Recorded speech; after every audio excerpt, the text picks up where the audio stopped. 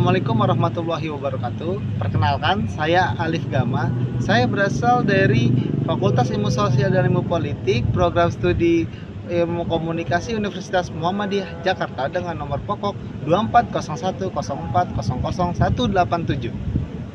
Pada kesempatan kali ini, saya akan menjelaskan beberapa hal terkait tentang teori-teori komunikasi. Yang pertama, teori komunikasi Laswell. Model komunikasi ini menggambarkan tentang bagaimana proses terjadinya komunikator menyampaikan pesan kepada komunikan melalui media. Di teori Laswell ini, dia menyampaikan bahwa adanya 5 unsur. Oke, yang pertama itu adanya siapa. Siapa biasanya kalau di dalam elemen komunikasi ini disebutkan sebagai namanya komunikator.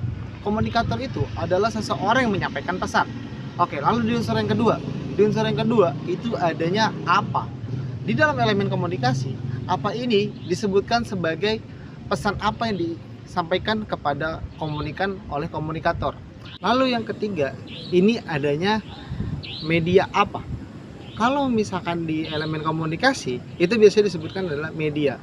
Media ini disebutkan sebagai alat komunikasi antara komunikator kepada komunikan.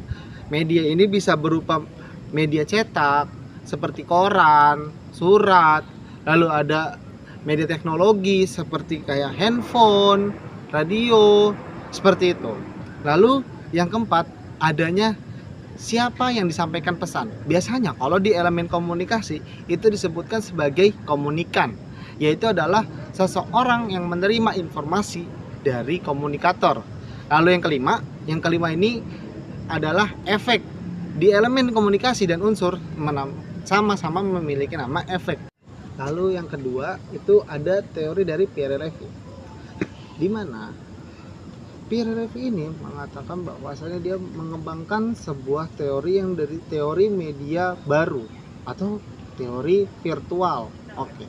Di teori virtual ini komunikasi menggunakan alat-alat yang mana alat dari zaman dahulu seperti televisi, radio, DVD, bukit sepanduk, surat kabar itu telah dikembangkan menjadi virtual seperti media sosial, terus juga aplikasi-aplikasi seperti Telegram, WhatsApp dan segala macamnya itu menggunakan jaringan internet.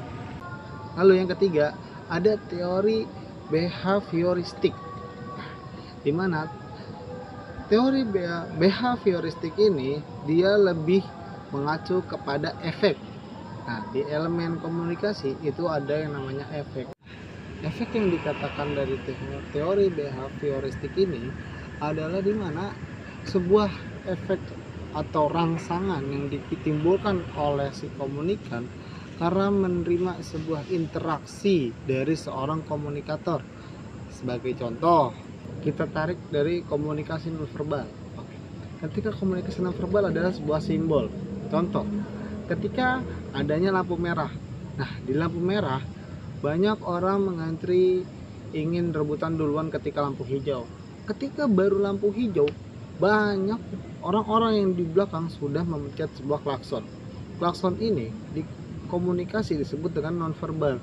Ada sebuah simbol pertanda bahwasannya kita itu sudah mengantri dan kita mau buru-buru, yang menghimbau kepada yang di depan untuk berkendara lebih cepat agar kita bisa berjalan lebih cepat. Nah, rangsangan yang ditimbulkan seperti itulah yang dimaksud dengan si teori behavioristik.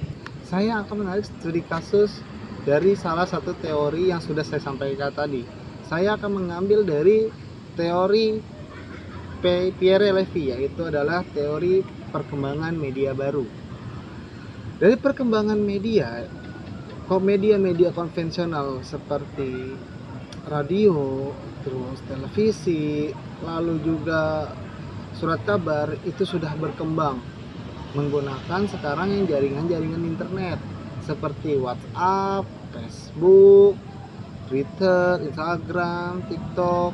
Nah, di kasus ini kita tahu seperti kasus kemarin adanya bencana COVID-19. Nah, pada masa zaman COVID-19 melanda dunia ini, di mana banyak sekali orang-orang menggunakan teori komunikasi virtual. Nah, teori komunikasi virtual ini sangat membantu dalam dunia pekerjaan maupun pendidikan dan masih banyak lagi.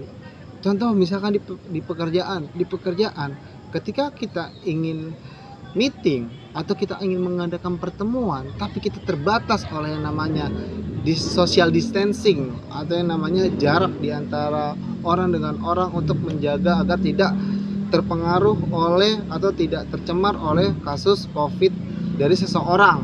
Nah, ketika kita menggunakan Zoom meeting itu pasti menggunakan namanya jaringan internet. Dikarenakan dia sudah pasti menggunakan jaringan internet, maka itu sudah menggunakan teori komunikasi virtual, di mana komunikasi ini menggunakan jaringan internet atau cyber communication. Sekian penjelasan dari saya tentang teori-teori komunikasi. Semoga yang saya sampaikan bisa dapat dicermati dan juga bisa menambah ilmu yang menonton video ini. Kurang lebihnya mohon maaf. Wabillahi taufiq wal hidayah. Wassalamualaikum warahmatullahi wabarakatuh.